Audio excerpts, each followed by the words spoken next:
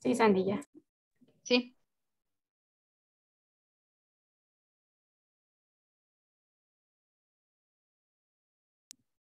Listo. Bueno, nosotros somos el equipo B y vamos a hablar acerca de la atención del recién nacido de término. El equipo está conformado por Sandra Brás, por Jennifer Flores, Brenda Hernández y Noé López. La que sigue, por favor.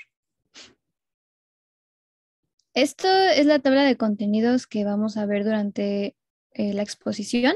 Va a ser una evaluación inicial, el manejo del cordón umbilical, la valoración de Apgar, Silverman, la prevención de cuadros hemorrágicos y de oftalmopatía purulenta, el examen físico y antropométrico, la valoración de la edad gestacional o madurez física y neuromuscular, vacunación y un poco del tamiz neonatal, porque eso lo va a abarcar más a profundidad otro equipo. La que sigue, por favor. Vamos a empezar con que todos los recién nacidos pues deben tener una evaluación rápida para determinar si el recién nacido puede permanecer con la madre o si por otro lado debemos brindarle otras medidas y llevarle un calentador radiante. Entonces vamos a realizarnos 3 preguntas. La primera es si parece ser un bebé a término. Debemos prestar atención en este aspecto a si la apariencia del bebé coincide con la edad de gestación esperada. Y en caso de que parezca prematuro o que sería menor de 37 semanas de gestación, debemos llevar al bebé un calentador radiante para realizar las intervenciones necesarias. La segunda pregunta es si el bebé presenta buen tono muscular, es decir, si está activo y tiene las extremidades flexionadas o se encuentra con las extremidades extendidas y flácidas, como podemos ver en la imagen derecha inferior. La tercera pregunta es si el bebé llora o respira. Si el bebé llora, pues esto indicaría un esfuerzo respiratorio fuerte. Y si no es así, pues debemos revisar este esfuerzo respiratorio en el pecho del bebé y ver si no es una respiración entrecortada, que nos indicaría pues un grave deterioro del intercambio gaseoso. La que sigue, por favor. Después de estas preguntas que son muy rápidas, vamos a continuar con 5 pasos pues de la misma evaluación inicial. El primero es el de proporcionar calor. Se va a mantener el calor por el contacto con la madre. Aquí vamos a limpiar la boca y la nariz del bebé con un paño y el hecho de que tenga contacto con la madre incluso se ha relacionado con algunos otros beneficios como una mayor duración de la lactancia materna, una disminución del llanto del recién nacido, una mejor estabilidad cardiorrespiratoria y de lo que hablábamos, un incremento en la temperatura corporal. Si notamos que el bebé no es vigoroso, pues debe ser llevado a un calentador radiante, de modo que la temperatura corporal se debe mantener entre los 36,5 y 37,5 grados.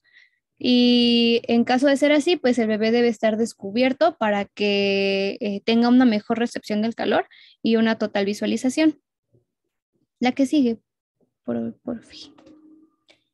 Después, el segundo paso es el de colocar la cabeza y el cuello para abrir las vías aéreas.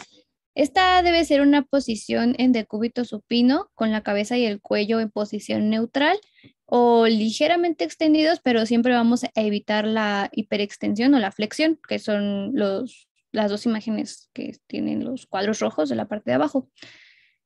Esta posición nos va a permitir abrir las vías aéreas y pues va a dejar la entrada de aire para, podemos apoyarnos, ¿no? Al colocar una toalla debajo de los hombros para mantener esta posición correcta, como podemos ver en los cuadros de arriba.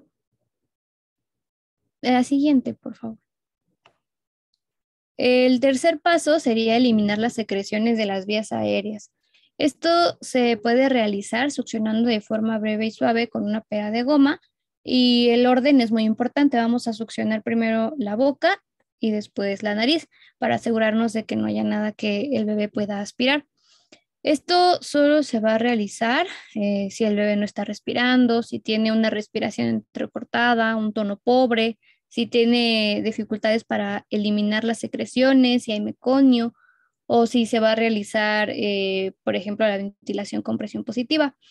Y en caso de que sean demasiadas las secreciones, podemos colocar la cabeza del bebé de lado para que se junte toda la secreción en la mejilla y posteriormente aspirarlo. Es importante que esta aspiración sea, como dije, breve y suave, porque si realizamos una succión enérgica, podemos lesionar los tejidos y si estimulamos la faringe en estos primeros minutos de vida, después del nacimiento, pues podemos provocar una reacción vagal que nos causaría bradicardia o apnea. La que sigue, por favor. Ya los últimos dos pasos son el de secar y estimular. Necesitamos secar al bebé para evitar la pérdida de calor por evaporación de la piel mojada. Y si la toalla ya está empapada, debemos cambiar de toalla para continuar con este proceso. El quinto paso es el de estimular, que generalmente con los puntos anteriores, pues la estimulación ya es suficiente, ¿no? Para que el bebé empiece a respirar. Pero si aún así este no tiene respiraciones adecuadas, podemos estimularlo brevemente frotando su espalda o extremidades. La que sigue, por favor. Vamos a continuar con el manejo del cordón umbilical. El siguiente. El cordón umbilical debe pinzarse y cortarse a los 30-60 segundos después del nacimiento. Se va a mantener al recién nacido por debajo del nivel de la placenta para lograr un incremento del volumen hemático fetal. Y en caso de que exista una situación que necesite reanimación inmediata o en caso de una madre con RH negativo no hizo inmunizada, en circular de cordón al cuello y sufrimiento fetal agudo, el pinzamiento y el corte debe ser inmediato. Entonces, este mm, pinzamiento debe ser a 1 o 2 centímetros de la piel y se debe pues realizar con una pinza estéril. También del cordón umbilical se va a obtener sangre que nos va a ayudar a determinar varios puntos como el grupo sanguíneo, el RH, el equilibrio ácido-base, el hematocrito y el test de COMS, que este nos va a ayudar a identificar anticuerpos que se pueden unir a la superficie de los eritrocitos y pues nos va a ayudar a diagnosticar trastornos como la enfermedad hemolítica. La que sigue, por favor. Vamos a continuar con la valoración de Apgar. Este pues es un examen clínico que va a realizar una valoración simple y macroscópica del estado general del recién nacido después del parto. Esta puntuación tiene 5 parámetros que son la frecuencia cardíaca, el esfuerzo respiratorio, la irritabilidad refleja, el tono muscular y el color. Y cada uno de estos está puntuado como 0, 1 o 2. Entonces se van a sumar las 5 puntuaciones para obtener el resultado del test. Este test se va a realizar al minuto 1 y a los 5 minutos después del nacimiento, ¿no? Entonces, por ejemplo, en frecuencia cardíaca, si está ausente, menor a 100 o mayor a 100 latidos por minuto. El esfuerzo respiratorio, si presenta apnea, si la respiración es irregular o si hay llanto y la respiración es irregular. En la irritabilidad refleja, si no hay respuesta, si vemos que hay gesticulación o si ya está el llanto.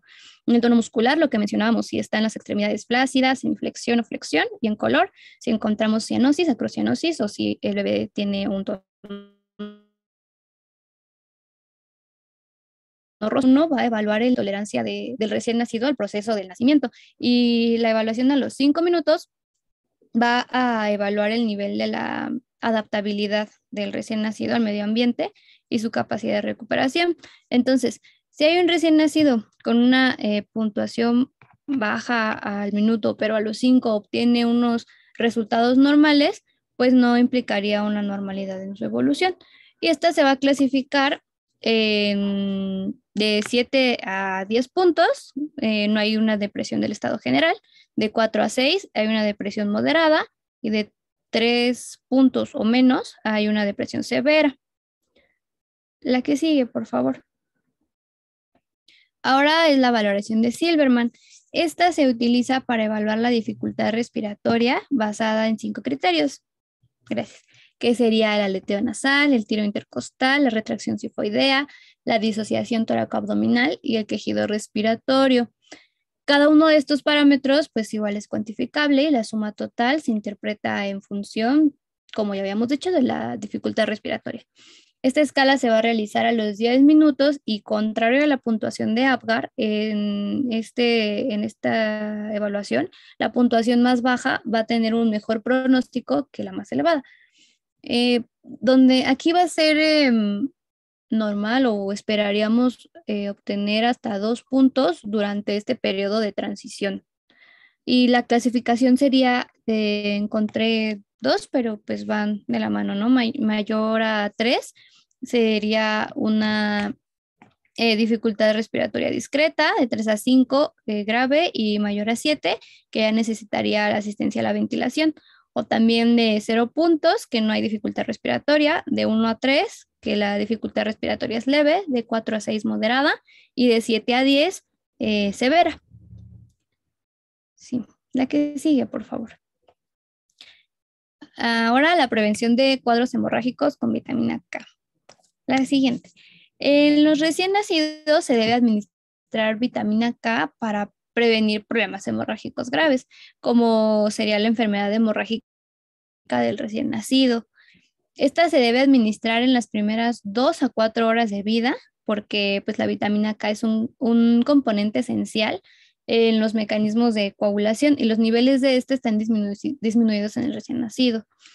La vía de administración generalmente es intramuscular y la dosis es de 1 miligramo, se aplica en la cara anterolateral del muslo, pero también está la vía de administración oral, nada más que esta es menos efectiva y en este caso se deben administrar 2 miligramos que se van a repetir a la semana y a las 4 semanas posteriores.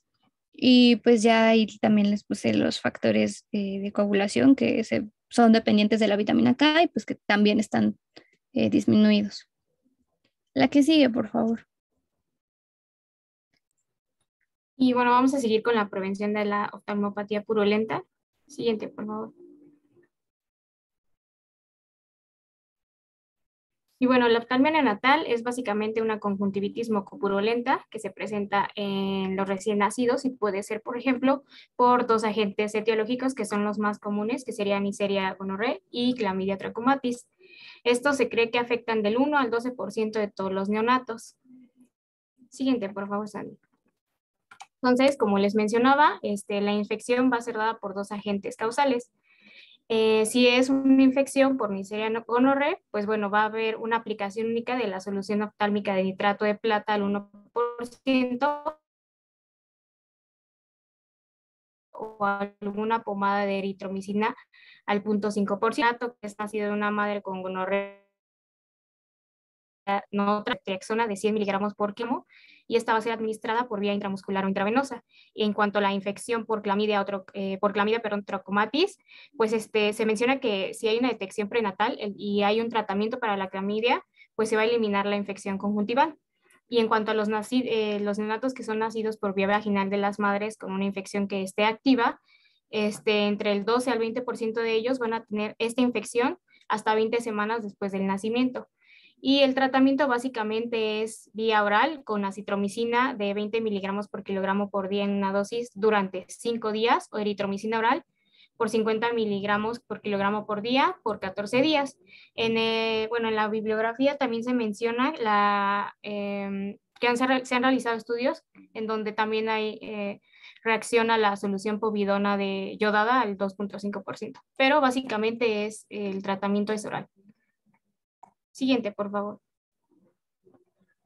Y bueno, aquí les puse un cuadro comparativo en donde vamos a ver cuál es el agente etiológico, cuándo se va a presentar, la clínica y también las complicaciones sistémicas. Ahora, por ejemplo, en cuanto a la conjuntivitis por gonococo, su agente etiológico pues es Neisseria gonorrhoeae. Y cuando se va a presentar, pues puede ser un cuadro bilateral que se presenta entre el segundo y quinto día de vida. Su clínica, vamos a ver que hay una secreción serohemática inicial que puede ser muy purulenta y también muy abundante. También podemos presenciar lo que es el edema palpebral y que es importante. Y también cabe mencionar que si esta conjuntivitis no es tratada, puede evolucionar a una queratitis grave con riesgo de perforación de la córnea e incluso también a la ceguera. Y aquí hay una colonización rectal y faríngea, y entre sus complicaciones encontramos a la neumonitis, a la otitis, a la meningitis y a sepsis. Y en cuanto a la conjuntivitis por clamidia, tenemos que su agente etiológico es Clamidia trachomatis y se puede presentar en un cuadro uni o bilateral y se puede presentar entre el quinto o 14º día de vida. Su clínica, a comparación de la de por gonococo, pues que vamos a presentar una secreción mucopurulenta, pero esta se va a encontrar moderada y se puede acompañar de algún componente hemático. Y también, como podemos ver, pues el edema palpebral y la quemosis, pues igual van a estar moderados. Y aquí la colonización va a ser más que nada nasofaringia. Y las complicaciones sistémicas son igual neumonitis, rinitis, artritis y estomatitis.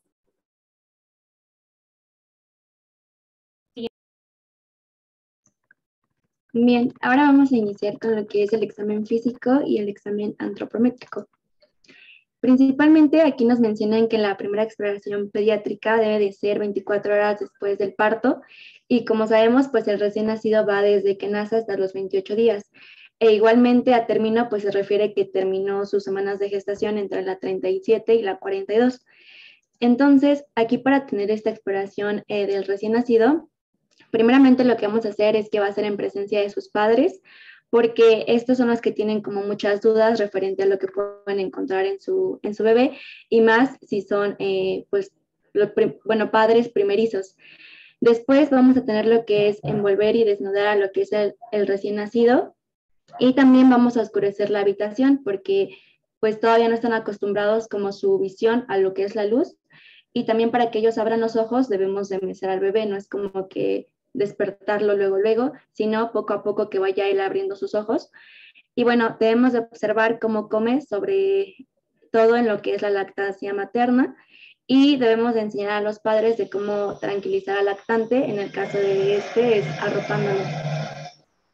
Y bueno, también vamos a observar cuando el recién nacido despierta y vamos a instruir a los padres sobre lo que estamos viendo. Bueno, primero vamos a empezar con la somatometría. Para empezar, la somatometría se define como la medición de las dimensiones físicas del cuerpo humano, o así es como la guía de práctica clínica lo define. Vamos a tener 4 parámetros muy importantes, que es la longitud en decúbito, el peso, el perímetro cefálico y el perímetro torácico, pero los que más se toman en cuenta son las primeras 3 que les mencioné.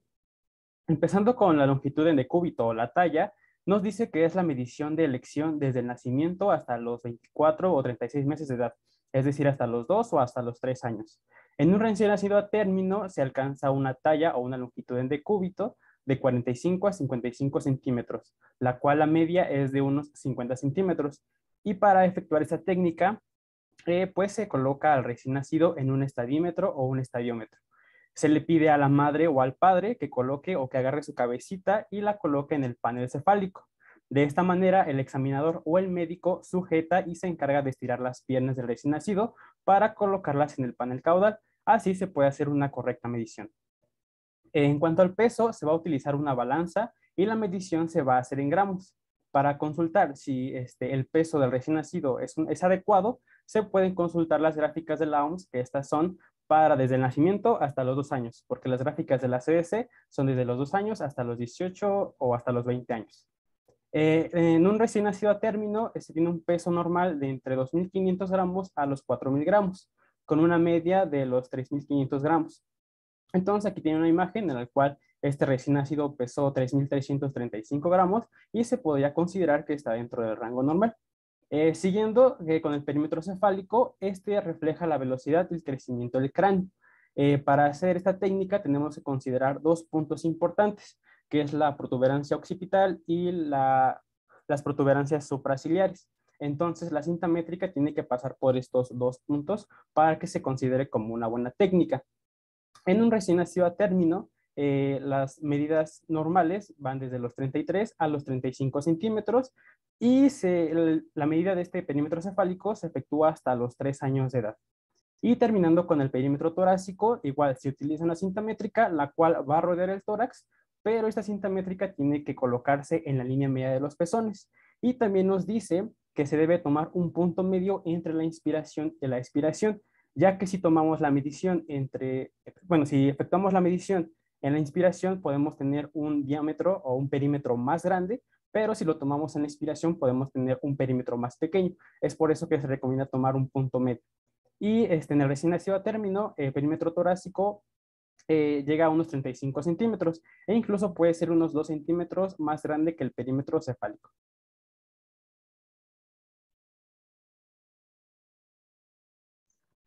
Ahora, prosiguiendo los signos vitales, principalmente vamos a comenzar con lo que es la presión arterial.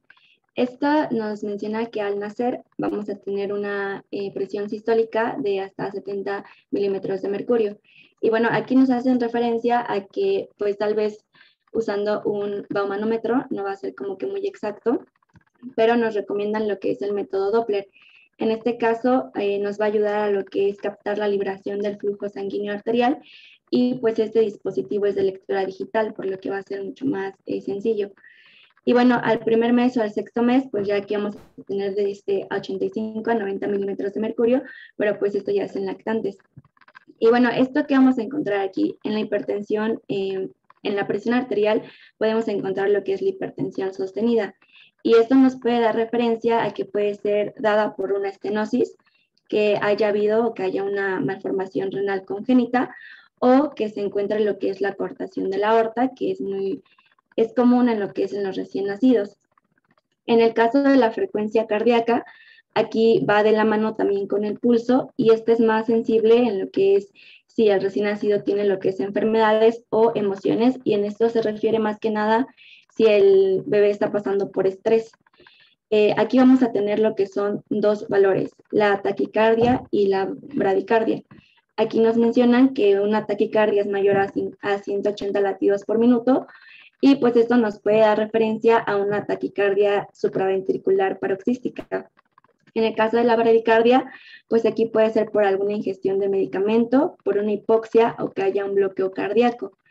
El punto de referencia que más nos recomiendan es tomarlo desde el corazón, pero también se pueden tomar de las arterias femorales o las arterias braquiales.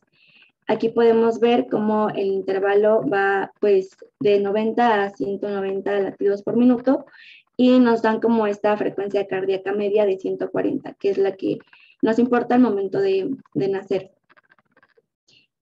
Por otro lado, la frecuencia respiratoria vamos a tener que va de 30 a 60 respiraciones por minuto y esta la podemos apreciar mejor cuando si estamos explorando al bebé que esté durante el sueño y podamos ver tal vez un mínimo de tiraje intercostal y que esta respiración es diafragmática. La respiración del bebé, en este caso, como son los primeros días, pues es respiración nasal. No están acostumbrados a la respiración bucal. También tenemos como definición de una respiración periódica, que es estos periodos alternantes entre respiración rápida y lenta que podemos observar en un recién nacido y es totalmente normal. Igualmente en la taquipnea, pues aquí se puede ver tal vez a una acidosis metabólica o alguna cardiopatía congénita, cianótica y también a una fiebre. En el caso de la fiebre, pues esto nos va a aumentar hasta 10 respiraciones por minuto. Y a lo contrario de la bradipnea, pues aquí puede ser por una bronquitis o una neumonía. Y bueno, aquí podemos ver en esta radiografía de tórax que la neumonía pues es esto forma algodonosa que se puede ver. Y bueno, esto es principalmente de la frecuencia respiratoria. Ahora pasando a lo que es la temperatura, aquí nos mencionan que va de 37.2 grados centígrados hasta 38.3. Igualmente, la temperatura que aquí es como la más exacta es la temperatura rectal. También se puede tomar la del oído, pero esta es la más exacta. Y aquí es lo que vamos a hacer es que se pone al recién nacido en posición de cúbito prono. Con la mano no dominante vamos a separar con el pulgar y el índice de las nalgas del bebé. Y con la mano dominante vamos a introducir lo que es el termómetro rectal y va a estar lubricado con una profundidad de 2 a 3 centímetros y vamos a dejarlo ahí como por 2 minutos. Y si se llega a diagnosticar lo que es la fiebre, pues esto se puede ver a una infección grave, porque tal vez el bebé tiene mucha ansiedad, o a una inestabilidad térmica, que esto es debido a una sepsis o alguna alteración metabólica. Igualmente, cubrir en exceso al recién nacido, que lo tapan mucho, pues tal vez pueda incrementar la temperatura de la piel, pero no tal la temperatura central. Y bueno, la inspección general. Esta la vamos a comenzar por el género. Cuando veamos al recién nacido, pues lo podemos diferenciar, femenino, masculino. La edad aparente, en esto nos vamos a constituir en los días. La constitución y conformación, es decir, que esté, pues tenga todas sus manos, sus dedos, que le contemos los dedos de los pies, de las manos, que tenga 2 ojos, una nariz. En esto es lo que nos vamos a fijar. Y también en la integridad, es decir, que todo esté en conforme. Las fases que aquí podemos llegar a encontrar puede ser tal vez una fase de síndrome de Down, igualmente un hipotiroidismo congénito, que esto es principalmente por una macroglosia pues, de la lengua, que sea muy grande, que haya una fase ictérica y también que pues tal vez la fase normal. Movimientos tal vez anormales del bebé o alguna orientación que no esté como... Bueno, mencionaban que el bebé no puede como fijar totalmente la mirada en los primeros días, pero tal vez sí sigue como movimientos. Entonces también si ves que no tiene como esa orientación, pues te puedes fijar ahí. Y al niño, que esto es más que nada por de parte de los padres, cómo lo traen en cuanto a la higiene, la limpieza. Y pasando a la inspección por segmentos, vamos a comenzar por lo que es la piel. Aquí nos vamos a fijar principalmente en el color. Nos mencionaban también que, por ejemplo, la inspección es el punto de referencia más importante, no la palpación, sino la inspección. Entonces, nosotros nos podemos dar cuenta de que tal vez si está rosado, que es como el color que debe de ser, o rojo homogéneo, nos da como esta función cardiovascular y pulmonar que está bien. O también podemos encontrar en este caso que esté acreanosis, que esto es crisis cianótico en las extremidades. Y esto es normal al momento de que termina o de que sale del parto. Pero si esto sigue permaneciendo, pues se conoce como grave y puede ser una cardiopatía congénita cianótica. Igualmente, aquí en el color, pues nos podemos percatar de lo que es la ictericia y que esta normal es de 2 a 5 días, que tal vez se encuentra en los pies y en la cabeza y es generalizada.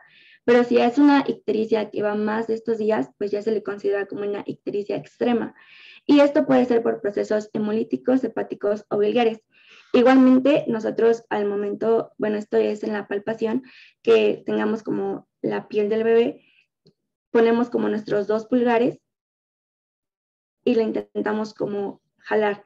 Y en este momento de la palpación y poner presión en ella, pues podemos tal vez diferenciar que hay un color blanco, pero si sigue color amarillo, pues esto nos da referencia a una ictericia. Y bueno, prosiguiendo con el contenido, podemos tener la existencia de vermis gaseoso, que este es como esta forma de queso que se puede encontrar en toda la piel. También la presencia del lanudo, que es cabello pero muy delgado y que se encuentra principalmente en los hombros y en la espalda.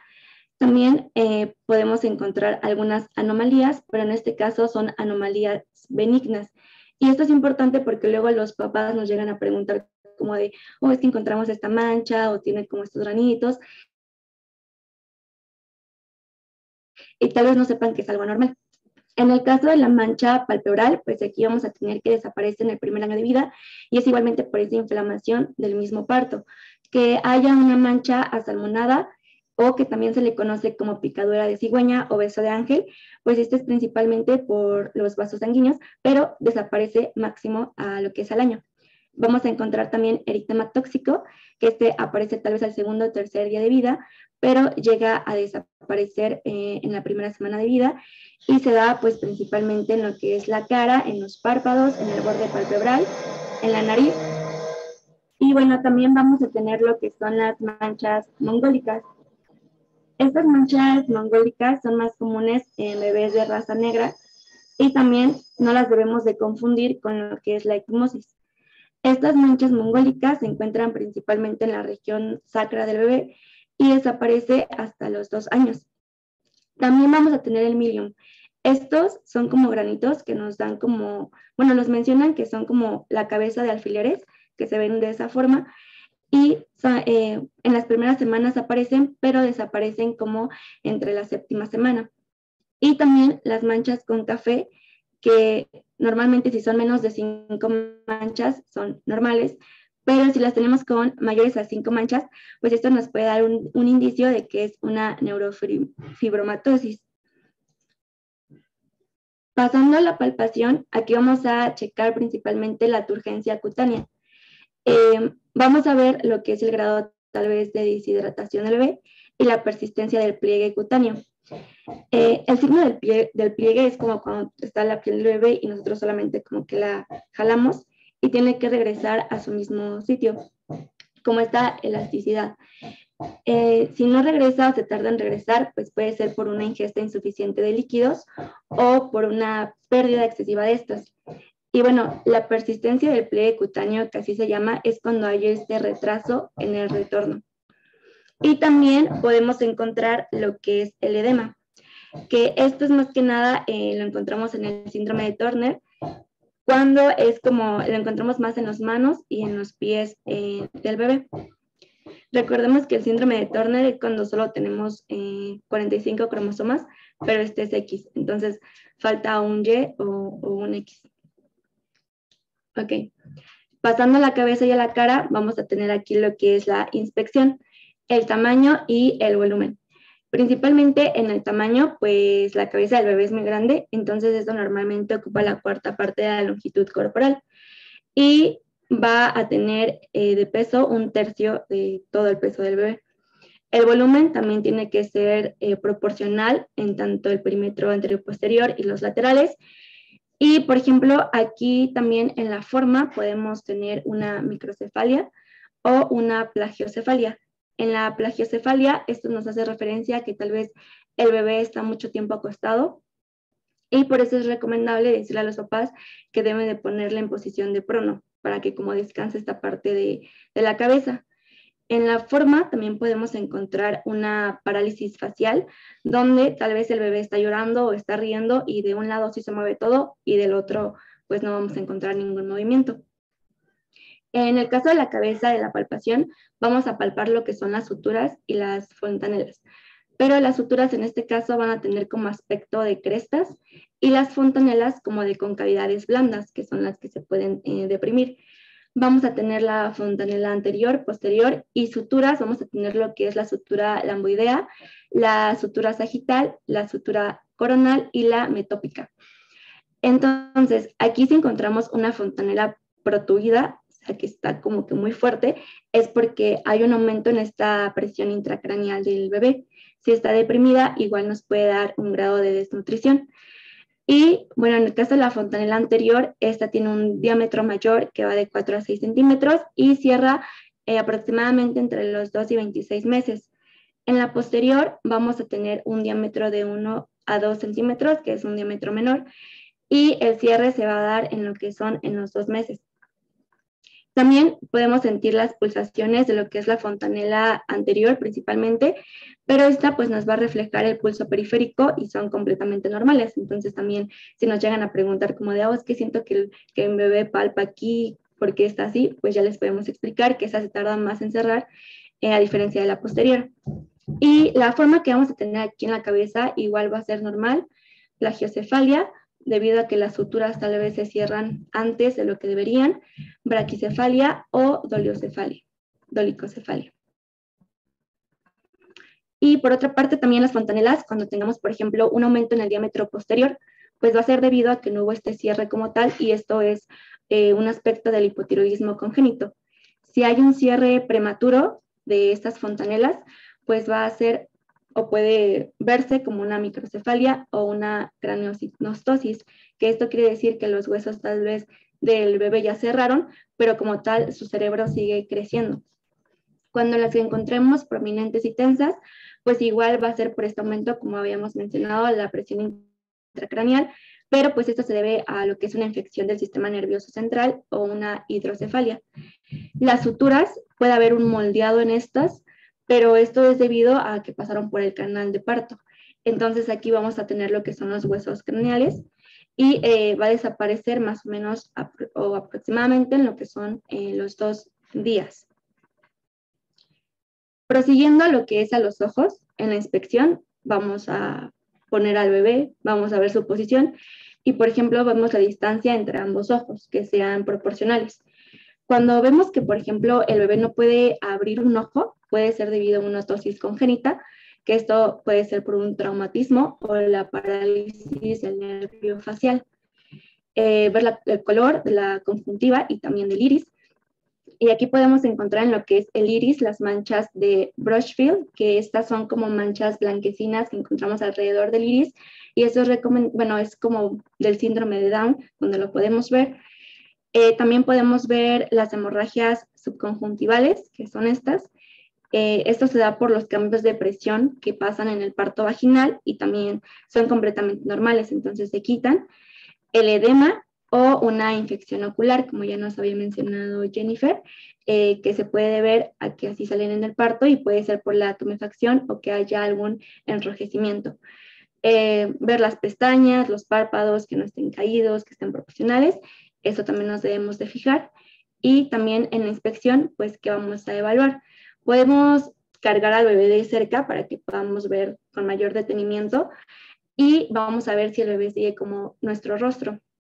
Igualmente vemos que cuando giramos la cabeza a 90 centígrados por lado, pues que el bebé te siga. Entonces da como esos pequeños movimientos, aunque no son tantos porque son recién nacidos, pero sí hacen pequeños movimientos oculares como el reflejo en ojos de muñeca, es decir, que tal vez no mueva como tal la cabeza porque no tiene como ese movimiento todavía, pero sí que mueve como los ojos de lado a lado, como una muñeca. Y esto se da principalmente en los primeros 10 días. Aquí nos hacen la recomendación de que si el recién nacido no nos mira o no sigue nuestra cara durante los periodos de alerta, pues podría presentar alguna anomalía visual y la más común son las cataratas congénitas. También vamos a encontrar lo que es el reflejo retiniano. Aquí vamos a tomar en cuenta lo que es la prueba de Brunker y aquí vamos a ver lo que es el fondo rojo. Tenemos que visualizar un fondo rojo. Cuando visualizamos un fondo blanco, que se le conoce como leucocoria, pues esto está dado por un retinoblastoma, que es como el cáncer más común, ¿no? Que dicen que si encuentras leucocoria y tiene menos de 2 años, pues es probable que tenga retinoblastoma. La agudeza visual, aquí no la vamos a poder realizar, pero lo que sí podemos hacer es una constricción pupilar directa, un reflejo parpadeo óptico o algún movimiento rápido de un objeto que le estemos mostrando. También podemos encontrar aquí lo que es la dacriocistitis, que es como esta inflamación del conducto lagrimal. Y al nacer vamos a tener este hito visual que menciona que puede haber parpadeos o puede mirar a la cara. O sea, como aquí podemos ver al bebé que nos puede observar a nosotros. Pasando a los oídos, aquí vamos a ver la implantación del pabellón auricular, la posición. Por ejemplo, en la trisonomía 18 o el síndrome de Edwards, podemos ver que hay una baja implantación de lo que son los oídos. ¿Cómo vamos a tomar esta referencia? Pues vamos a marcar una línea horizontal en lo que es el canto interno y el canto externo del ojo y lo vamos a llevar hasta lo que es la oreja. En este caso, si está debajo de esta línea, pues puede deberse a una implantación baja, y si pasa por ahí el hélix, pues entonces significa que el hélix o el hélice significa que sí tiene buena implantación. Igual en el tamaño, que sean proporcionales, que tengan esta coloración rojiza, la forma que sea pues una y otra parecida, y también aquí podemos encontrar que va a haber una anopia que no haya o una microtia que haya esta disminución. Y en la otoscopía, pues solo lo que vamos a ver aquí va a ser la permeabilidad del conducto auditivo, donde vamos a observar la membrana timpánica. Los bebés van a tener la membrana timpánica como curviada y nosotros ya lo tenemos como recta. Pero esta la vamos a encontrar tapada, tal vez por la vernix gaseosa, que es común, y algunas alteraciones que podemos encontrar aquí va a ser la otitis media o que exista la sordera. Y por eso es importante hacer esta primera exploración física para diagnosticar a tiempo todas las patologías que se pueden encontrar en los recién nacidos. Estas alteraciones se pueden llevar a cabo porque tal vez hubo un peso al nacer menor de 1500 gramos, porque hubo anoxia o alguna meningitis. Y el reflejo del parpadeo acústico, aquí es, por ejemplo, cuando escuchan un sonido que los sobresalte y tal vez empiezan a llorar. De hecho, hoy nosotros tuvimos una paciente con síndrome de Down, bebé, y cuando sin querer una enfermera azotó la puerta y la bebé empezó a llorar así como súper fuerte. Entonces tal vez esto nos puede dar indicio de que pues sí escucha bien, ¿no? También otros signos que pueden encontrar ahí es que hay una respuesta, esto es justamente de sobresalto y parpadeo a un ruido repentino, o que hay una calma con la voz de la mamá, ¿no? Que le dice, ya cálmate, ya pasó, todo bien. Eso también es importante. Pasando a lo que es la nariz, pues vamos a ver que sea simétrica, proporcional a la cara, se encuentre en lo que es en el tercio inferior de la cara, y que sea, pues aquí la mencionan que es como angosta, la mayoría de las narices de los bebés, y la permeabilidad, que solo vamos a encontrar los conductos nasales. Cuando hay esta obstrucción o que haya una atresia de Coana, nos puede llevar a un síndrome de dificultad respiratoria, porque como ya había mencionado, la respiración nasal es la que el bebé lleva a cabo la mayoría del tiempo, hasta que se acostumbre también a la respiración bucal. También que el tabique nasal se encuentra en lo que es la línea media, y la coloración, ¿no? Que también sea rosa homogéneo. Y bueno, la palpación de los senos no es como tan útil en los recién nacidos. Aquí los senos que ya vamos a encontrar formados va a ser el seno etmoidal y el maxilar. Los otros todavía no se terminan de formar adecuadamente, entonces no es como que de gran relevancia hacerlo. Pasando a lo que es la boca, pues aquí vamos a ver primeramente los labios, que estén bien pigmentados, rosas, que sean simétricos. Vamos a tener lo que es el filtrum, las comisuras.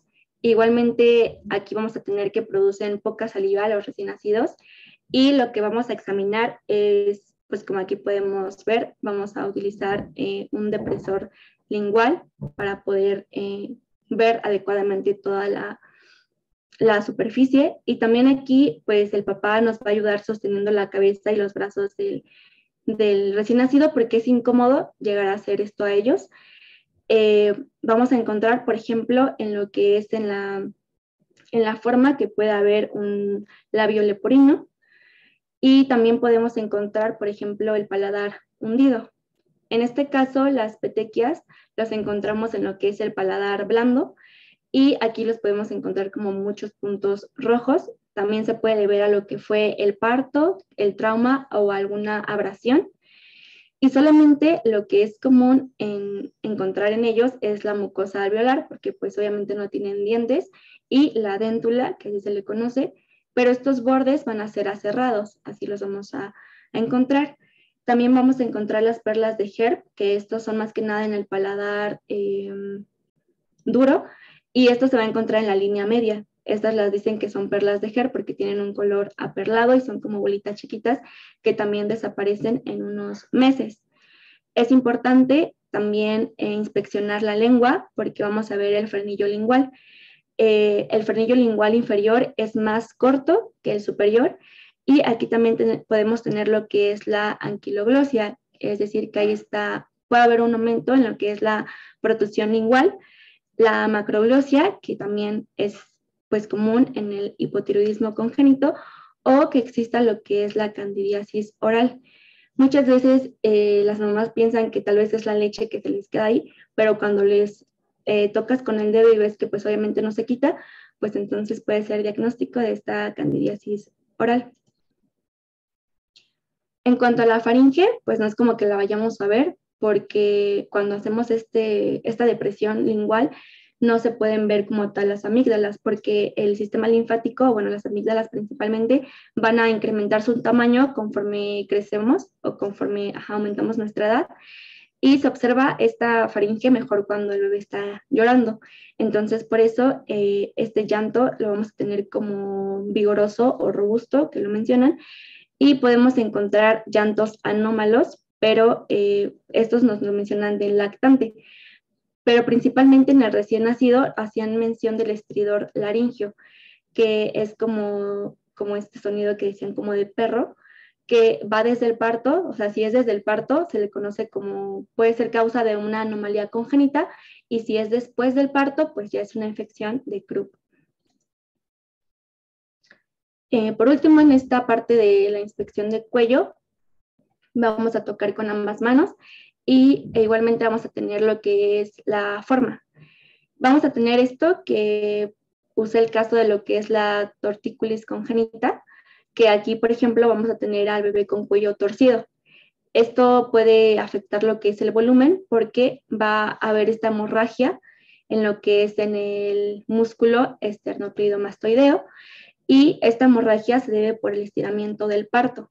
Igualmente, pues si vemos la simetría, pues no va a estar proporcional en ambos lados, y el estado de la superficie, pues aquí vamos a palparlo como una masa fibrosa. Esta hemorragia puede llegar a permanecer de 2 a 3 semanas en lo que es el músculo. Y también otro tipo de cuello que podemos encontrar en la inspección es el cuello alado, que podemos ver aquí, como si fuera de pez. Y esto también es del síndrome de Turner o el de 45X, que también se conoce así. En la palpación, aquí vamos a ver si existe alguna masa como un quiste congénito, la posición en la que se encuentre, si se puede palpar el cartílago tiroides o la tráquea. Y en el caso de las clavículas es muy común que haya alguna fractura. Esto porque tal vez hubo una distocia en el trabajo de parto, y esto hace que haya una limitación de algún movimiento o que se encuentre el dolor del recién nacido a ello y pues provoca un llanto. También vamos a encontrar lo que es el reflejo tónico del cuello, y lo que vamos a hacer es cuando volteamos la cara del bebé a 90 grados, al lado que voltee su cara va a estirar su brazo, va a hacer flexión, y al otro lado donde no esté volteando va a hacer extensión, y va a hacer flexión. Entonces, como en este caso, por ejemplo, está volteando a lo que es a la derecha, y vamos a poder ver que va a haber una extensión del brazo donde está mirando, y el otro va a ser en extensión. Y esta prueba pues también se puede realizar aquí.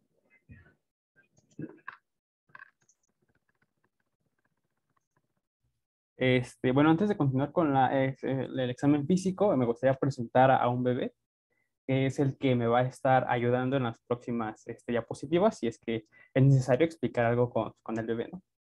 Entonces, para comenzar la exploración física, vamos a seguir con el tórax. Específicamente, vamos a hablar sobre la inspección y la palpación. El tórax va a ser simétrico, además que se van a observar las costillas que se encuentran horizontalizadas. También se puede observar una leve retracción a la inspiración. Tenemos que aprender a diferenciar esta retracción fisiológica, porque puede haber una retracción inspiratoria secundaria a una obstrucción de las vías aéreas. Además que en la región del epigastrio se puede observar una prominencia, que es el apéndice sifoides, que es normal que se muestre en el epigastrio en los recién nacidos.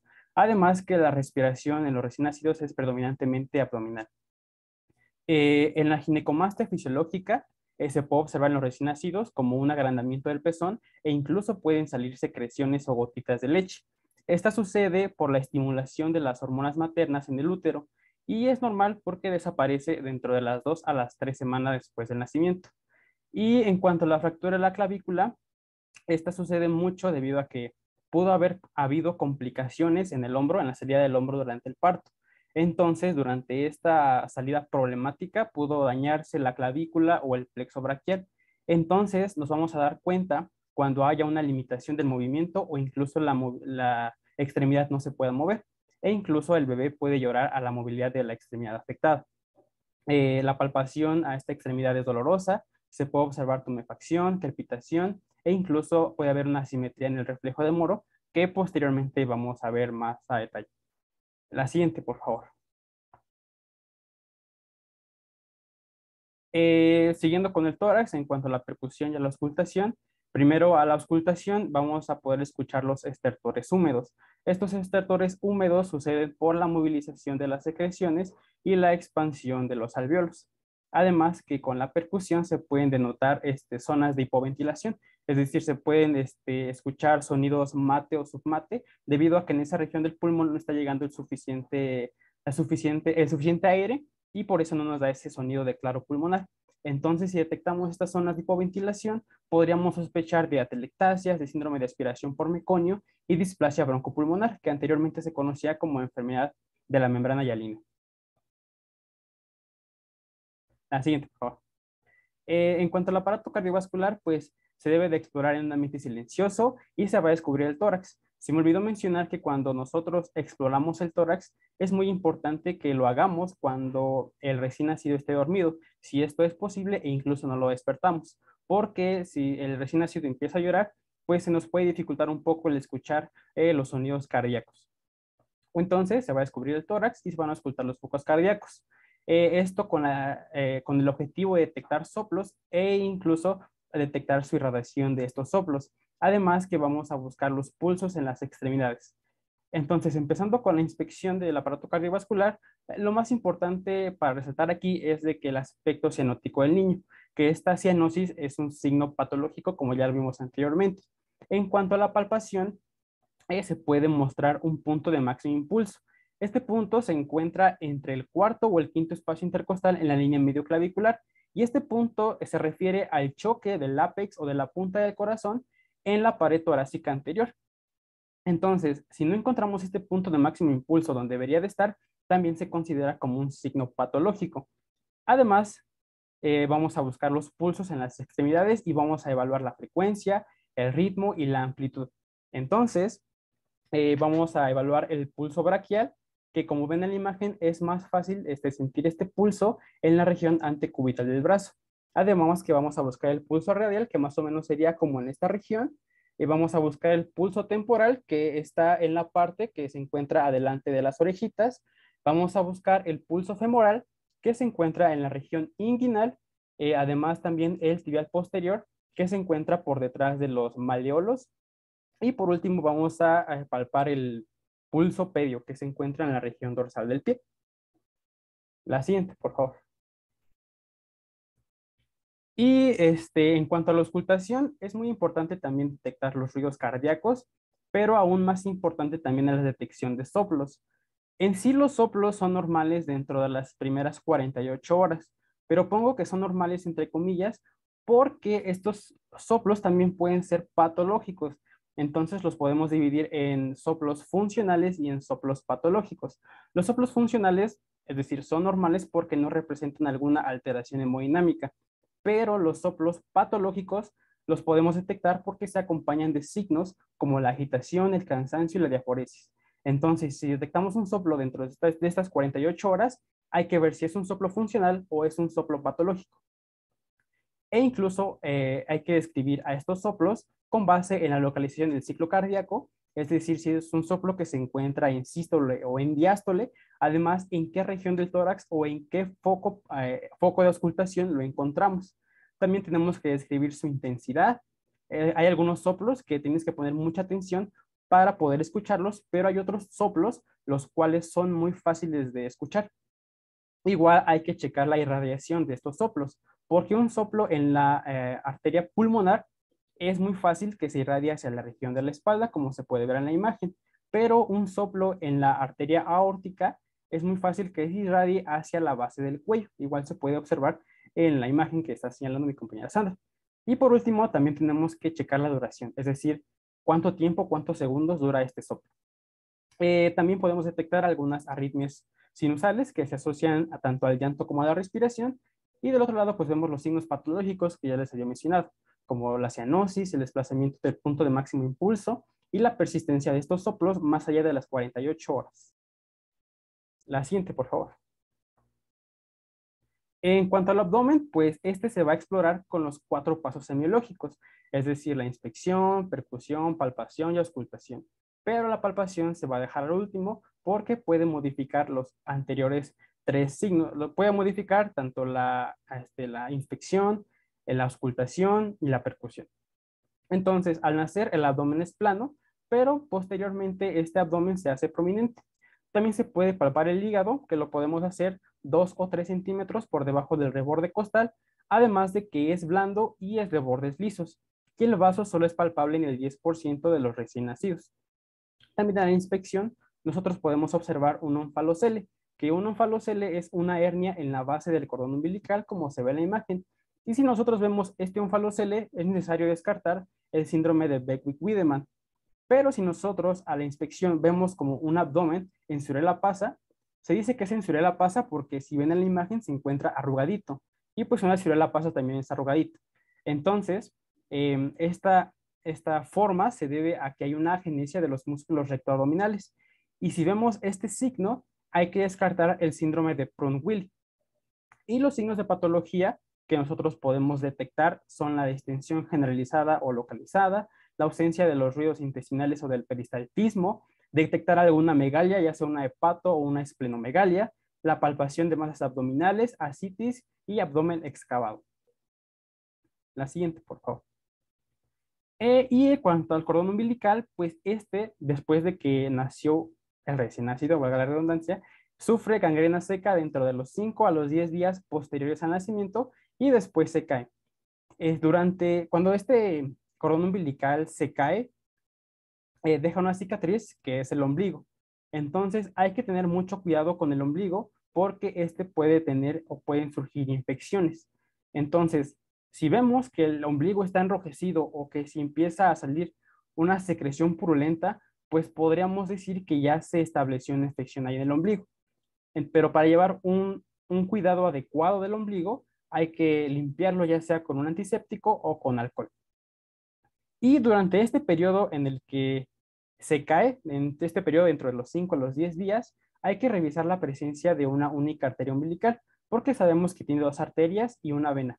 Entonces, la presencia de solo una arteria umbilical se asocia a malformaciones como la persistencia del uraco, es decir, que la orina, que normalmente tiene que salir por el meato urinario, sale por el ombligo, y la persistencia del conducto onfalomesentérico, que el ombligo conecta directamente con el intestino delgado y se considera un vestigio del saco vitelino.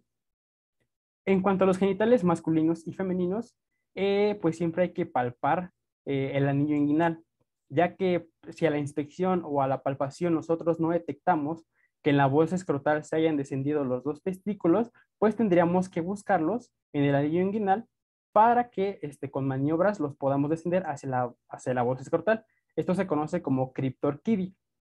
Además que el tamaño de los testículos es de unos 10 milímetros de ancho por 15 milímetros de largo. Y la primera micción, tanto en hombres como en mujeres, ocurre durante las primeras 24 horas.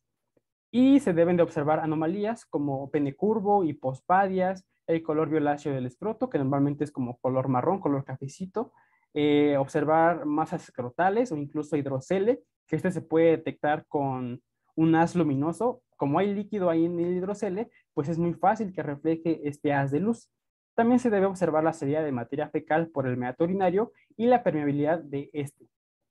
Y en cuanto a los genitales femeninos, se dice que estos son prominentes por efectos estrogénicos maternos y este aspecto de que están grandes disminuye al año de edad. Y en las primeras semanas suele haber una secreción blanca y lechosa. También se debe de observar algunas anomalías como los labios mayores fusionados o que incluso que los labios mayores no hayan tenido un buen desarrollo.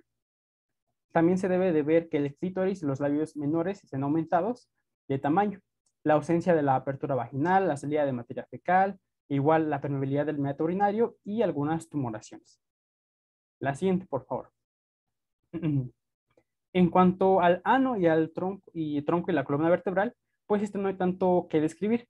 Empezando con el ano, es muy importante mencionar que el meconio es expulsado en las primeras 24 horas. Y si esto no sucede, hay que evaluar la permeabilidad del ano con un termómetro. Entonces, si vemos que el ano no es permeable, se habla de un ano imperforado. Y el ano imperforado se relaciona mucho con la presencia de fisuras que conectan con extremidades de la cavidad abdominal. Por ejemplo, esta fisura puede conectar con la vejiga, con el peritoneo o con la vagina en el caso de las mujeres. Es por eso que en la anterior diapositiva mencioné que era muy importante revisar la salida de materia fecal por esos orificios.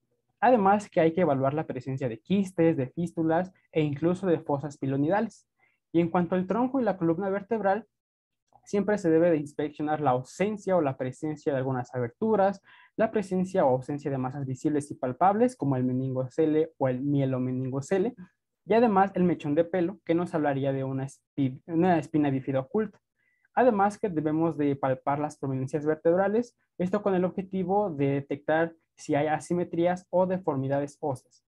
Con la palpación de las prominencias se refiere a palpar las apófisis espinosas o los procesos espinosos de las vértebras. La siguiente, por favor. Y bueno, en cuanto a las extremidades, siempre hay que ver que sean simétricas, que no haya limitación del movimiento con estas, que los recién nacidos tienden a tener sus extremidades en flexión, debido a que de forma intrauterina, pues es como así las tenían, estaban en una actitud de flexión, plegándolas al tronco. Entonces, por eso que en estos pasos de los días, el recién nacido puede tener sus extremidades en flexión. Además que debido a esta flexión, muestran una pequeña resistencia a la extensión. Es decir, que si yo agarro el brazo de mi paciente y lo trato de extender, pues voy a notar una ligera resistencia a mi movimiento. Además que siempre hay que evaluar el buen tono muscular. Los lechos unguiales son rosados y los pies se presentan con los surcos en su superficie. Y aquí está lo que les mencionaba en la parte del tórax, la fractura de la clavícula o la lesión del plexo braquial, el cual provoca una caída del miembro superior o una asimetría en el reflejo de Moore. Además que si nosotros observamos los dedos, bueno, si observamos la forma y el tamaño de los dedos, podemos observar diferentes anomalías como la sindactilia, que se refiere a la fusión de los dedos, la polidactilia, que como sabemos tenemos 5 dedos, entonces si detectamos más de estos 5 dedos, pues se habla de una polidactilia, y de una aracnodactilia, que los dedos se encuentran aumentados en su tamaño, y ese es muy característico del síndrome de Marfan. La siguiente, por favor. Y aquí vamos también a evaluar la cadera. Para evaluar la cadera se hacen 2 maniobras para evaluar su estabilidad e incluso identificar luxaciones o subluxaciones. Estas 2 maniobras es la maniobra de Ortolani y la maniobra de Barlow. Para describir estas maniobras voy a utilizar a mi bebé. Entonces, si ven a mi cámara, pues primero para realizar la maniobra de Ortolani se va a colocar al bebé en decúbito supino. Es decir, se va a encontrar acostado y sus piernas van a estar dirigidas hacia mí. Después, nosotros vemos que sus piernas están extendidas. Nosotros vamos a llevar sus piernas a un ángulo de 90 grados.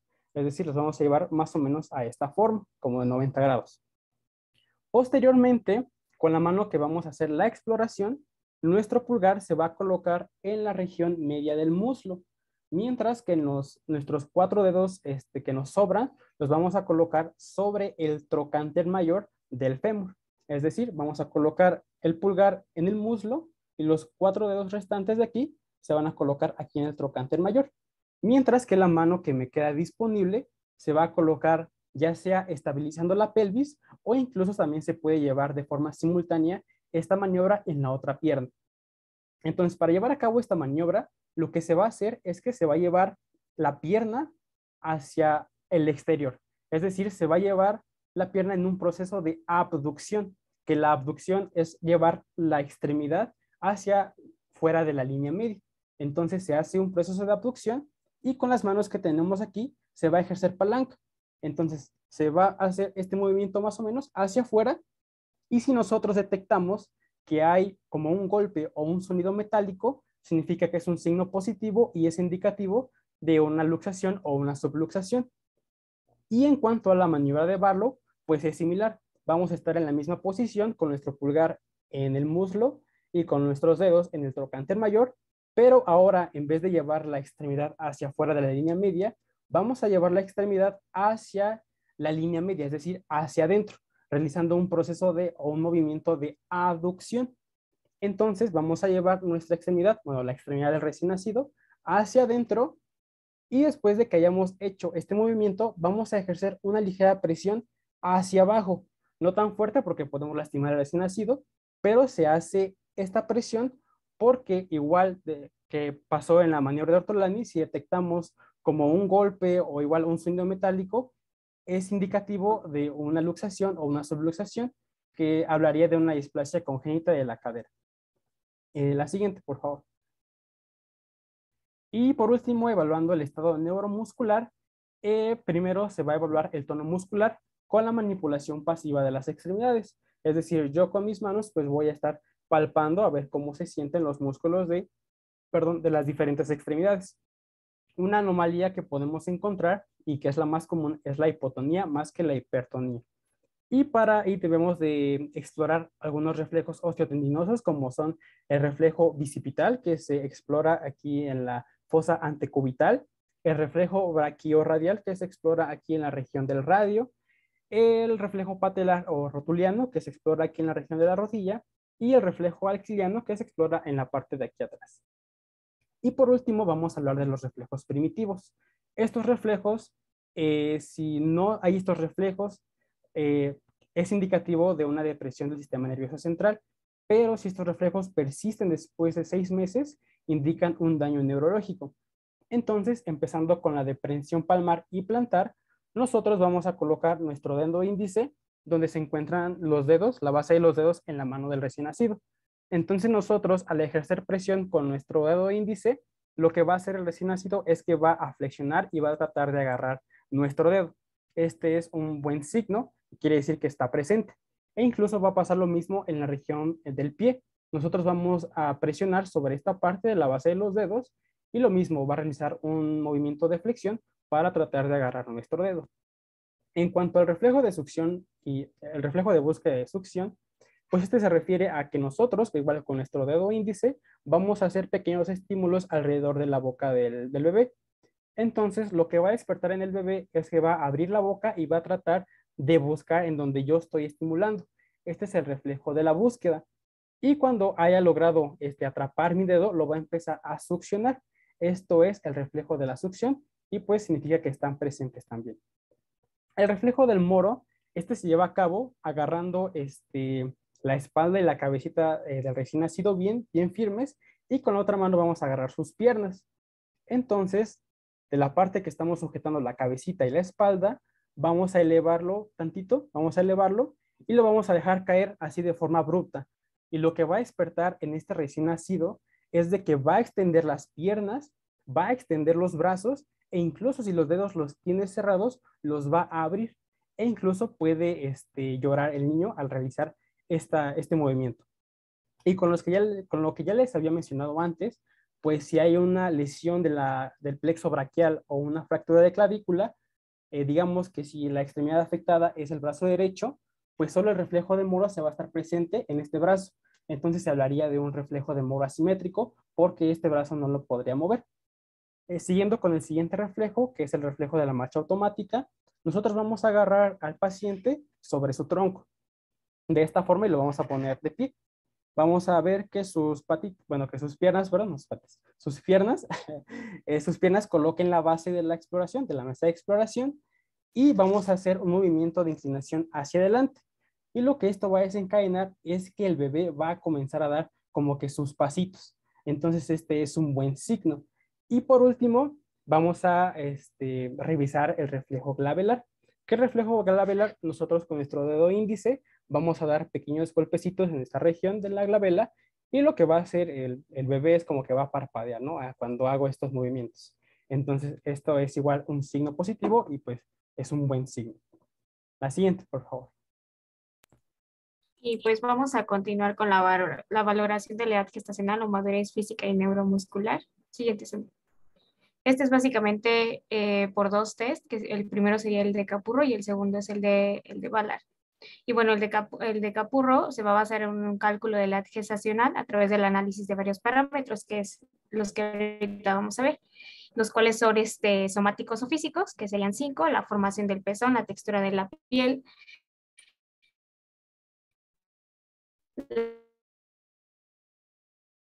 la forma Creo que de la oreja, el tamaño de la mama o en el signo de la bufanda. Acá tenemos que hay 2 tipos, el capurro A y el capurro B. Estoy trabando. Sí, te trabaste un poquito. Bueno, voy a apagar mi cámara para evitar que se trabe.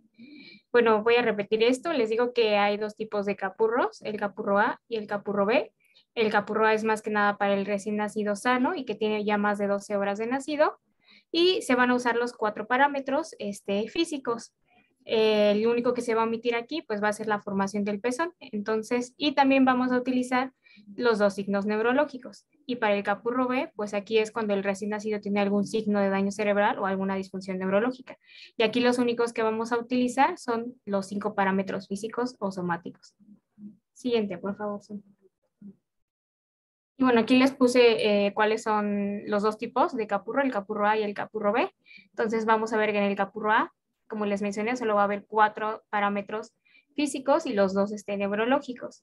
Los físicos van a ser la textura de la piel, la forma de la oreja, el tamaño del tejido mamario, los pliegues plantares y también el signo neurológico de la bufanda y también el de la cabeza en gota.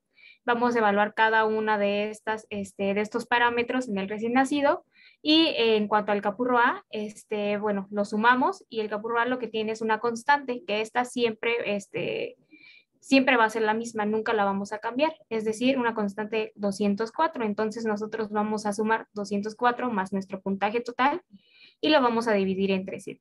Y ahora en cuanto al capurro B, pues igual, como les mencionaba, estos son puros parámetros somáticos o físicos y aquí ya se incluye la forma del pezón. Y aquí la constante cambia, en vez de 204, pues es 200. Y igualmente se suman todos nuestros puntos y los sumamos con más 200 y se dividen entre 7.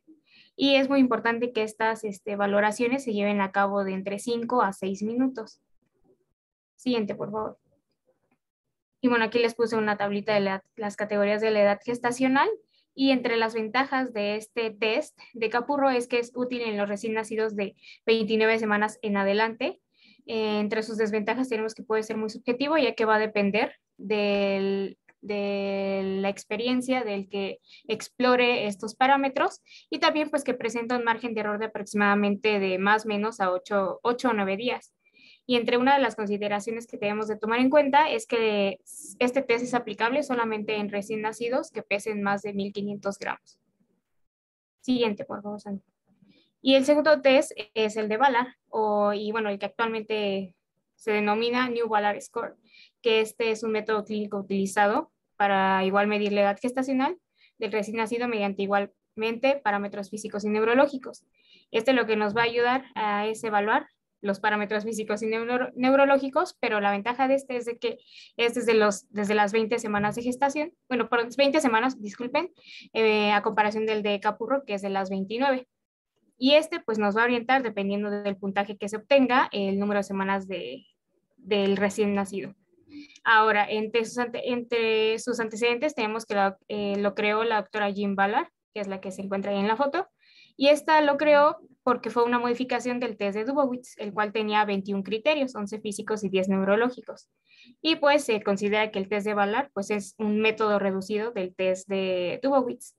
Y fue modificado en 1991, había uno que se considera como el principal, o bueno, el primerito, pero pues se dejó de usar porque no había como una concordancia entre el puntaje y el número de semanas que tenían los recién nacidos. Entonces fue cuando se modificó y se creó ya el New Valar Score.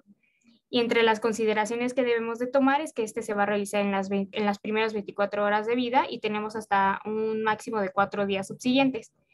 Va a tener 6 parámetros físicos y 6 neurológicos y su puntuación va a ir de -1 a 5 puntos. Y aquí tenemos una fórmula. Va a ser 2 por la puntuación que tengamos, o sea, el número de puntos, más 120 y eso entre 5. O igual podemos ver el número de puntos que obtuvimos y aquí en esta tablita nos refiere más o menos entre qué semanas. Sin embargo, en la bibliografía se menciona que esta tablita puede ser un poco menos específica que la fórmula. Siguiente, por favor. Y bueno, aquí les puse lo de la madurez neuromuscular, que los parámetros a estudiar son la postura, la ventana cuadrada de la muñeca, el regreso del brazo, el ángulo popliteo, el signo de la bufanda y la maniobra del talón oreja. Y pues cada uno va a tener una puntuación distinta. Siguiente, por favor. Y en cuanto a la madurez física, aquí se van a observar parámetros como la piel, el lanugo, la superficie plantar, las mamas, el ojo y el oído, los genitales masculinos y los genitales femeninos. Por ejemplo, tenemos que si el recién nacido tiene una piel delgada y pues digamos que esté transparente, pues nos puede indicar que tiene menos semanas de gestación. Ahora, por el contrario, si tiene una piel más gruesa y que esté rugosa y que tenga, no sé, pliegues profundos, pues nos indica mayor número de semanas. Entonces, pues, siguiente, por favor. Y bueno, en cuanto a su utilidad, pues es que es aplicable en la edad postnatal y sobre todo cuando no hay datos prenatales. Estos me refiero, por ejemplo, a la fecha de última menstruación o a algún estudio ecosonográfico. Y también tenemos, por ejemplo, las ventajas, que es uno de los test más exactos, y pues también es uno de los más usados debido a que pues hay un mayor número de semanas para poder realizarlo. Y entre sus desventajas, pues que conlleva tiempo realizarlo y que también pues es un estudio muy subjetivo, va a depender del observador, igualmente que con el de Capurro. Siguiente, por favor. Ahora vamos a pasar con la vacunación. Siguiente. Para el recién nacido solamente va a haber 2 vacunas, que sería la BCG y la de la hepatitis B. Como pueden ver, pues de la BCG su dosis es única y nos va a ayudar a prevenir la tuberculosis y pues solamente se aplica al nacimiento. Y en la hepatitis B va a haber 3 dosis, sin embargo la primera es la que se aplica al nacimiento. Igualmente les puse los tipos de formatos que puede haber de las cartillas nacionales de salud. Siguiente, Sandy, por favor. Ahora, bueno, en cuanto a los sitios de administración de cada una de estas vacunas, tenemos a la vacuna BCG, que su vía de administración es intradérmica en un ángulo de 15 grados y su sitio de administración es el músculo deltoides de la región superior, sobre todo, bueno, más que nada en el brazo derecho. En cuanto a la vacuna de la hepatitis B, su vía es intramuscular en un ángulo de 90 grados y su sitio es el músculo vasto lateral externo en el muslo izquierdo. Aquí lo que vamos a hacer es que vamos a trazar una línea horizontal desde nuestro trocánter mayor hasta nuestra rodilla y justamente en la cara lateral externa es donde vamos a aplicar nuestra vacuna, en el tercio medio, ahí donde está señalando Sandy, o donde está igualmente la imagen de arriba. Pues es de preferencia que el niño se encuentre de decúbito supino, ya que pues va a facilitar mucho más la aplicación. Siguiente, por favor. Ahora, pues como les mencionaba, previene contra la tuberculosis pulmonar en un 80% y contra sus formas extrapulmonares, que sería, por ejemplo, la meningitis tuberculosa en un 85%. Su composición es que es una vacuna de bacterias vivas atenuadas derivadas del cultivo de bacilos de Calmette-Guerin, justamente por eso es PSG, y su dosis es única, es decir, de 0.1 mililitros. Y como les mencionaba, solamente se aplica al recién nacido, sin embargo, se toman como consideración que debe tener un peso mayor o igual a 2.000 gramos, previo a su egreso hospitalario. Su vía de administración, pues intradérmica, y su sitio de administración es la región deltoidea del brazo derecho, en la región superior del músculo deltoides. En cuanto a sus indicaciones, pues la principal es que tenga un peso mayor o igual de 2.000 gramos, previo al egreso del hospital, también en niños menores de 5 años que no hayan sido vacunados o en niños que estén expuestos a personas que tengan tuberculosis. Y entre sus contraindicaciones tenemos el embarazo, a niños con leucemia, enfermos con tratamiento inmunosupresor y a pacientes con inmunodeficiencias primarias. Entre sus efectos adversos, el 90-95% de los pacientes pueden presentar una reacción local con eritema, induración y también dolor, seguido de una cicatrización en los 3 meses siguientes. Entonces, a los 15 y 30 minutos después de la aplicación, vamos a observar una pápula edematosa. Después, entre las 2 a 3 semanas, una mácula, y entre la 4ª a 6ª semana un nódulo eritematoso. Posteriormente vamos a observar un absceso y una úlcera que puede secretar algún tipo de serosidad, y entre la 6ª y 12ª semana vamos a observar una costra, la cual pues se va a desprender y después va a formar una cicatriz queloide menor de 10 milímetros de diámetro. Y esta es la que va a perdurar durante toda la vida, que es la que nosotros tenemos. Sin embargo, se menciona que esta cicatriz puede estar ausente en el 10 al 20% de los niños vacunados. Algo que también mencionan es de que en el lugar donde se aplicó la vacuna se debe lavar con agua y con jabón durante el baño, pero no se debe manipular y tampoco se deben usar antisépticos. Entre las precauciones es que ante una enfermedad aguda, moderada o grave con o sin fiebre se debe posponer la vacunación. También en un recién nacido con un peso menor de 2.000 gramos se va a suspender hasta que ya se llegue a un peso mayor o igual a los 2.000 gramos. Se va a diferir la vacunación en pacientes que tengan una enfermedad en la piel como el eczema, la dermatitis, ictiosis, psoriasis o hemangiomas. Sin embargo, cuando ya haya una resolución de esta enfermedad, pues ya se puede aplicar la vacuna. También ante una desnutrición grave, angiopatías o hemopatías graves, se debe de suspender la vacunación hasta que haya igual una resolución. Y ante algún riesgo de linfadenitis regional, no se debe de administrar otra vacuna en el mismo brazo al menos por 3 meses. Y bueno, aquí les puse una imagen de la evolución de la vacuna BCG. Y pues bueno, podemos ver que primero va la pápula, después una mácula, el nódulo, el absceso y la ulceración, la costra y por último ya la cicatriz queloide que queda pues permanentemente.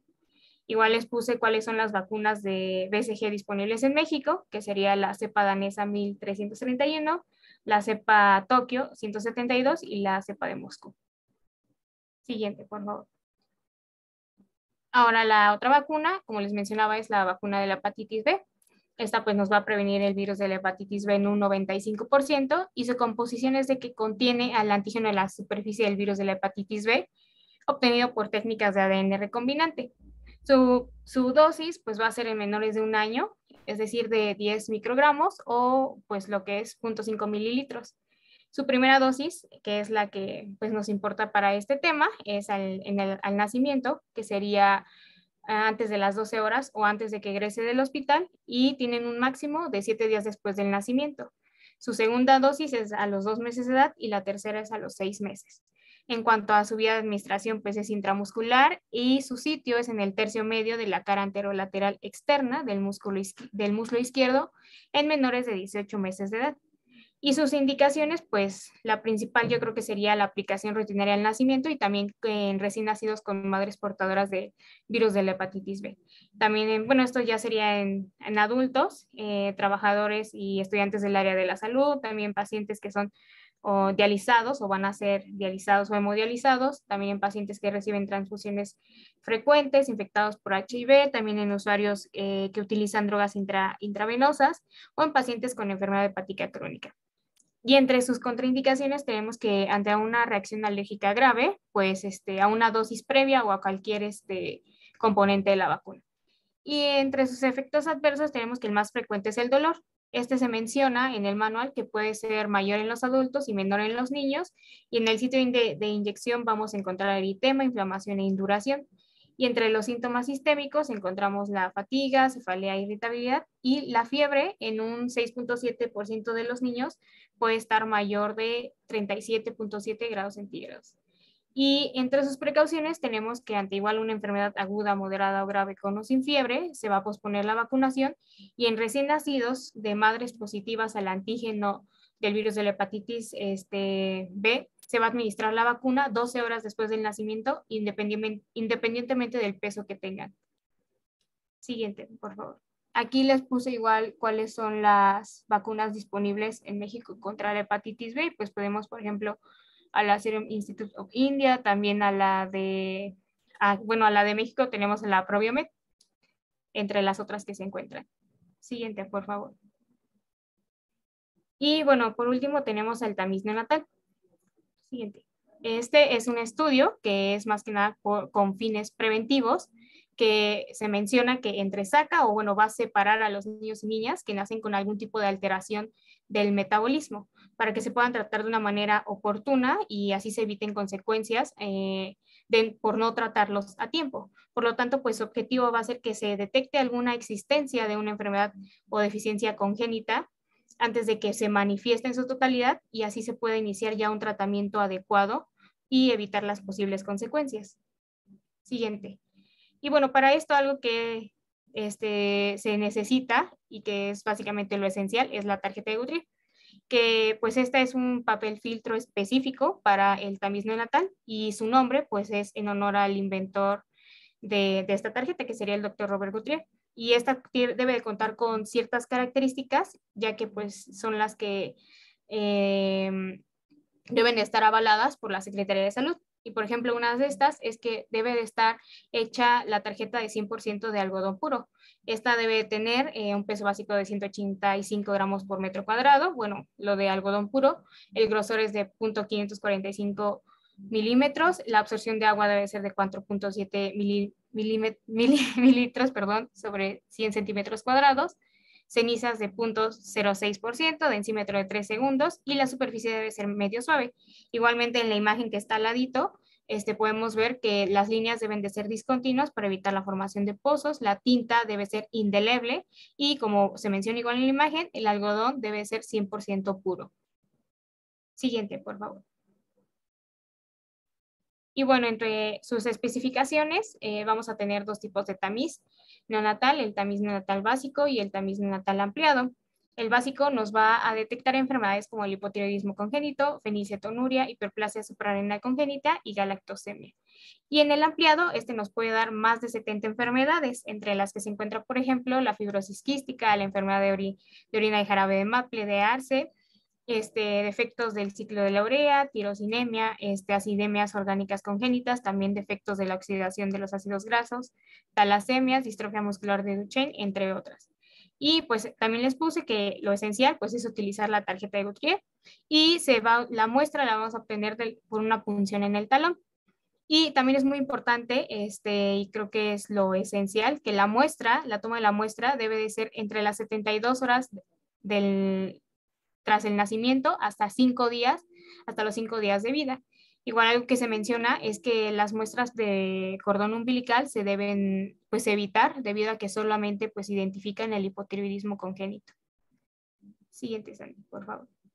Y aquí les puse igual una infografía de la UNAM donde pues menciona como cosas muy, muy importantes del tamiz neonatal, donde se realiza la muestra, que sería pues en el talón, que debe de ser entre los 3 a 5 días y que ante algún resultado positivo, se debe de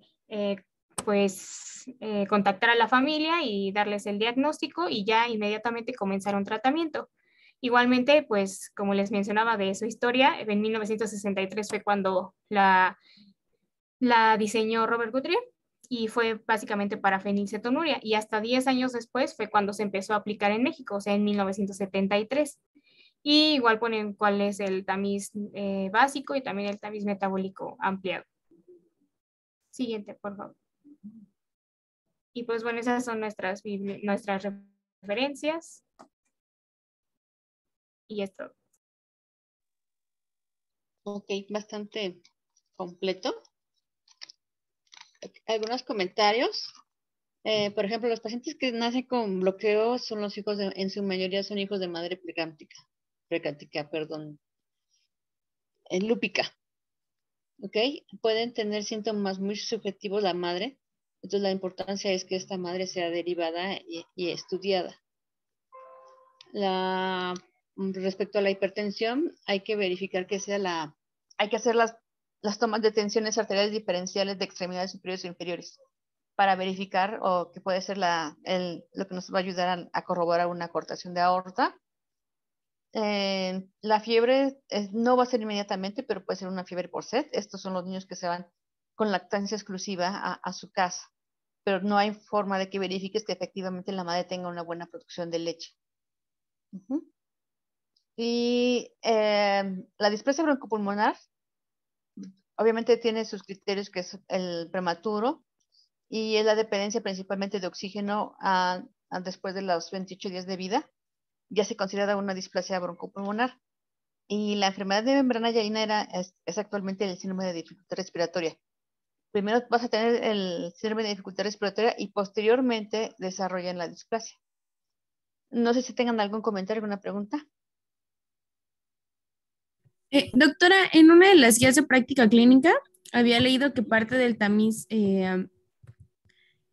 cardiológico era la oximetría de pulso, pero no sé si... Ok.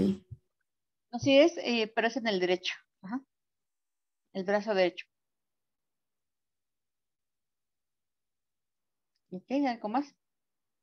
Doctora, yo quería preguntar en cuanto a la profilaxis ocular. En ese aspecto había también leído que era recomendable para cualquier tipo de situación que se presentara aplicar el cloranfenicol. ¿Es eso o sí se aplica de la forma No, como lo mencionaron?